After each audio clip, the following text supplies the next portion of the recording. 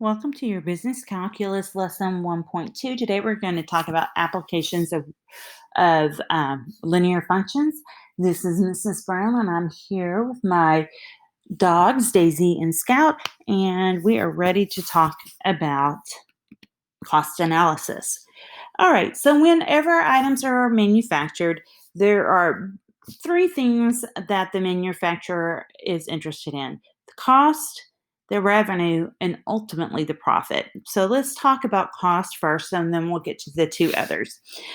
Okay, whenever an item is produced, there's two types of costs that are incurred in that production. One type is called fixed cost, and the other is the cost per item, which we will learn in just a minute is called the marginal cost. Now, fixed costs are going to be the costs that are the same whether you produce 2 items or 200 items. So that could be rent, the cost to air condition, the building, any salaried employees you have, their salaries. That's going to be the same no matter how many items you produced. And then the cost per item are going to be things like the materials needed to make that item, how much it costs to pack it up, how much it costs to ship it. Those are called cost per item. Okay, so let's say there's a certain kind of book, and the model for how much it costs to produce that type of book is C of X equals 12X plus 100.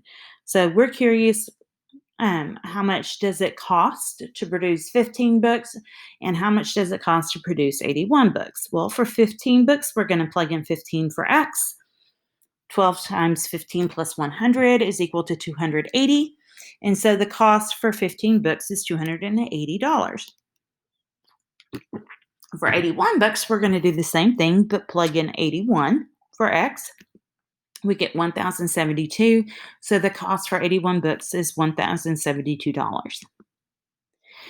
Okay, marginal cost is the additional cost per item, and it is also the rate of change for our cost function. So it is the slope of the cost function. Cost functions are usually written in slope-intercept form. M is not just the slope, but it's also the marginal cost, and B is not just the line-intercept, it is the fixed cost. Okay, so the marginal cost to make X tablets of a prescription medication is $10 per batch, while the cost to produce 100 batches is $1,500. So we want to find the cost function, the C of X equals mx plus b, given that it's linear. Okay, so we have the slope. Marginal cost is the slope. It's $10. And we are given an ordered pair that fits this model. 100 batches produces a cost of $1,500. So we have a point and the slope, and so we start with point slope form. So we're going to have y minus y1, so y minus 1,500 equals m, so 10, times x minus x1, so we'll plug in 100 for x1. We'll distribute the 10, we'll get y minus 1,500 equals 10x minus 1,000.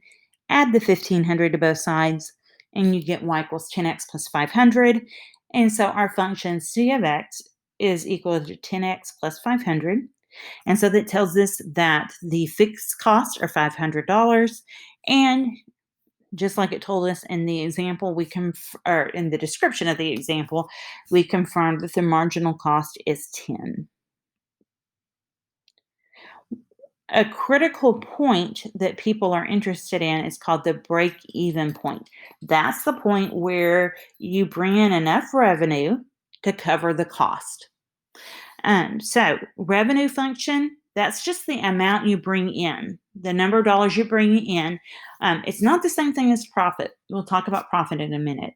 But your revenue is going to equal the price of your product times the number of products sold. Profit is going to be your revenue minus your cost. Okay, so it's R of X minus C of X. Break-even analysis is where your profit is zero. You haven't made money yet in this enterprise, but you've covered the cost. And so that is where R of X equals C of X.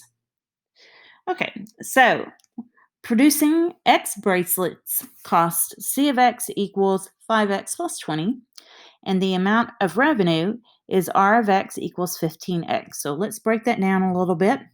Um, to make the bracelets, we have $20 of fixed costs and then $5 of marginal cost. So that means that no matter what, we're going to pay $20.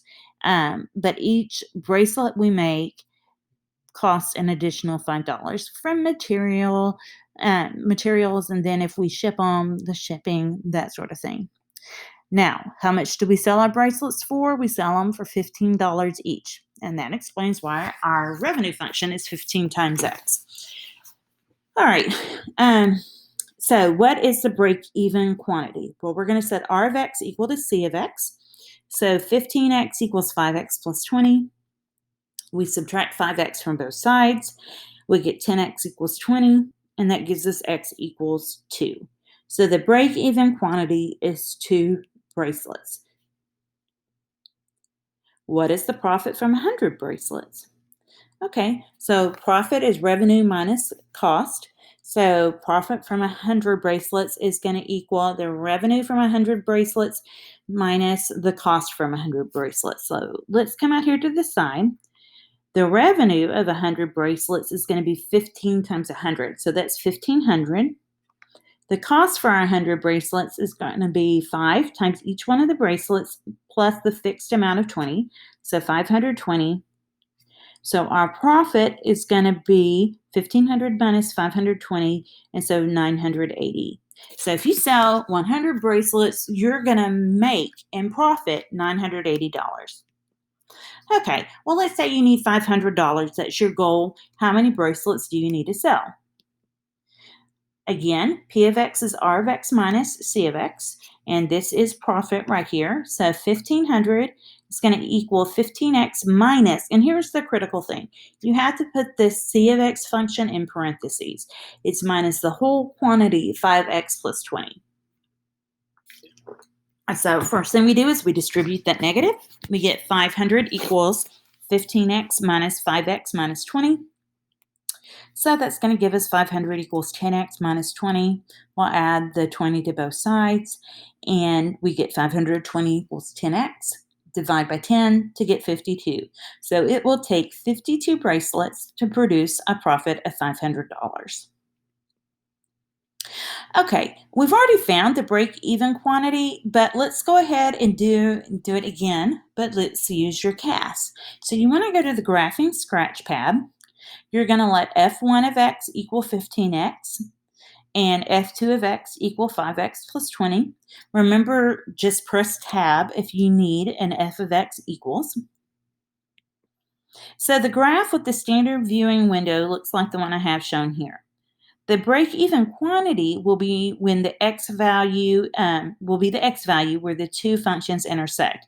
So we can tell they're moving together up toward the top. So let's increase our y maximum.